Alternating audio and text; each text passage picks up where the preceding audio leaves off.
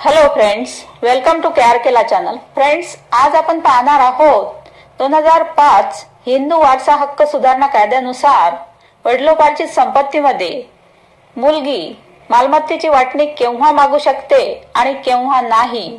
तर हा व्हिडिओ पूर्ण बघा, लाईक, कमेंट, शेअर करा आणि सबस्क्राईब करायला अजिबात विसरू नका.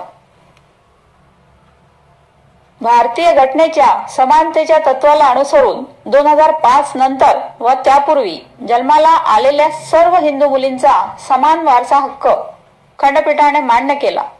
2005 आधी जन्माला आलेल्या सर्व हिंदू मुलींना हा वारसा हक्क लागू असला तरी 2005 साली जर ही स्त्री जीवित असेल तरच तिला हा हक्क लागू होतो.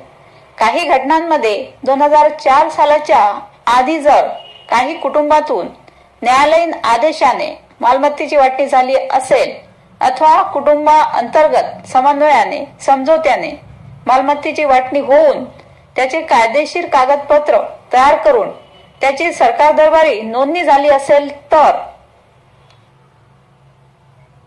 या घटना होऊन गेल्यामुळे अशा परिस्थितीत वारसा हक्कातील वाटणी मिळण्यासाठी मागणी करता येणार नाही, हेही खंडपीठाने स्पष्ट केले. मात्र तोंडी व्यवहार करून मालमत्तेच्या वाटण्या झाल्या असतील तर ते चालणार नाही.